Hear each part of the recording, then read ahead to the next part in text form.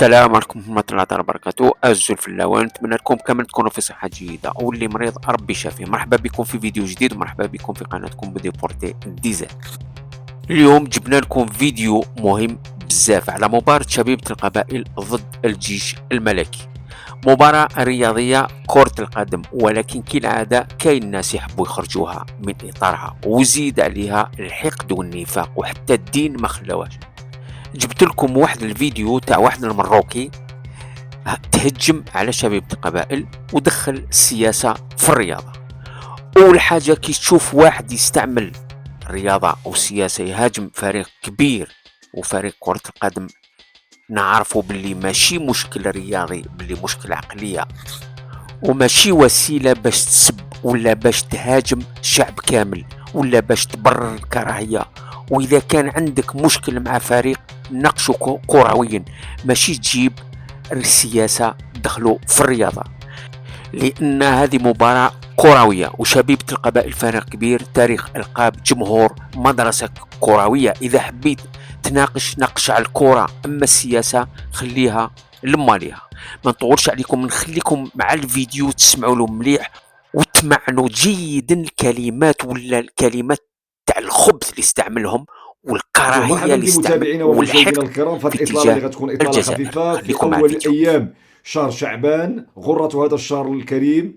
بارك الله لكم في شعبان، وبلغنا واياكم شهر رمضان بمشيئه الله تعالى، غير فاقدين ولا مفقودين، بخير وعلى خير. وكنباركوا العواشر حنا المغاربه دائما في هذه الايام المباركه. وبطبيعه الحال الاستهلال الكريم والاستهلال المحمود هو الصلاة والسلام على رسولنا الكريم محمد النبي الرحمة المهداة للبشرية جمعاء، مع الحمد والشكر المولى عز وجل على الكثير من الأنعم المكرومات والعطاء ديالو الغزير. عذرونا على الصوت ما غيوصلكمش بالطريقة اللي تعودتوا عليها، على اعتبار باقي نشجر تبعات ذلك اليوم بلا ما نذكروا لكم وناخذوا المواجع. الحلقة خفيفة فيها رسائل مقصودة، وبغيت الجميع المغاربة يتحلوا بالحكمة. الظرفية شوية حساسة، والموضوع ديالها غيكون واحد اللعبه قادره غنكشفوها مع مساعده الجزائري والاهداف والخلفيات ديال هذا السيد. ايضا غادي نطلب من الاخوان المغاربه، وخاصه المساندون او الانصار ديال فريق الجيش الملكي. يعني كاينه هناك الناس كيطلبوا منا باش نبلغوكم هذا الشيء وغنبلغوه لكم، وانا لي سيبورتير ديال الجيش ما تمشيوش باش تشجعوا الفريق ديالكم كونتر لاجيسكا ديال القبيل. كنعرفوا الشغف والحب ديال الجماهير ديال الجيش الملكي، الالوان ديال النادي التريكولور خيرها في غيرها. باقا المباراه ديال الاياب، ولكن ما غتلعبش، غتكون ويكلو على اعتبار الجيش عنده دو ماتش، ما غيكونش الجمهور ديالو حاضر، على اعتبار الاحداث اللي كتوقعت في المباراه لغايه الاسف ديال الجيش الملكي مع الاهلي المصري. ما تمشيوش، الله يجازيكم بخير. خليو الناس قايمه بشغلاتها هنا باش ما نطيحوش في عمليه المساومه، عمليه المقايضه. شي حوايج غادي توقع لكم تعسفيه، وسولونا حنا راه مشينا لتما، والصحفيين ديالنا مشاو لتما. ملي كتمشي لتما وانت ملاحق في عمليه استفزازيه، ماشي بحال اللي جاو عندنا. ملي كتمشي لتما والمخبرين تابعينك ودايرين لك شي حوايج اللي غتقدر تطيحكم في المحظور، وما نبغيش خوتنا المغاربه يكونوا تما يعني ضحيه بعض الممارسات اللي تخلينا حنا او تخلي البلاد كدوله في اطار التفاوض. طلق لنا هذا ولا ما طلقش هذا وشي حوايج. لذلك انا كنبلغكم الرساله كما ابلغت بها، ما كاينش غرامه المشكل. الا ما مشيتوش حنا عارفين بان الجماهير ديال الجيش خلف الفريق ديالها بالدعوات ان شاء الله. الاخوان ديال الشبيبه مشينا للقبائل كيحترمونا، ولكن انا كنقول في التيريتوار تما اي حاجه يمكن لك تصورها، وكنظن البرقيه مفهومه باش ما نطولش عليه.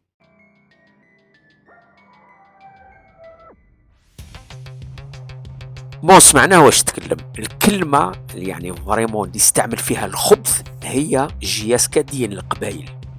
متحشمش، حنا ما نستعملوش الرياضة مع السياسة. حنا واعيين، الشعب الجزائري واعي، ولكن الرياضة ما يخلطهاش مع السياسة. وكلام واحد اخر تاع النفاق اللي قال عليه، قال لك نطلب من الجماهير ما يمشوش لانه راح تكون مقايضه. يعني الامن الجزائري راح يحكم مناصرين، وتكون مقايضه مع المناصرين اللي راهم في بلادكم. شوف انه التوفيق تاعهم الحق وين. اليوم خرجوا بعض الابواق قال لك باللي نطلبوا من الكونفدراليه الافريقيه لكره القدم باش تسمح للجماهير تاع الجيش الملكي باش يدخلوا للجزائر. يا المنافقين، هي الخبث والخبائث عايش معاكم. كلامي الاخر اللي نقولوا لك اللي احنا بالشعب الجزائري معروفين من اب والجد. تحية الجزائر، اسا ازكا جي اسكا ثلا ثلا افوز تكفوز ارثو فات ما يبغى ربي. على بروشان فيديو ان شاء الله. ارثي مليليث.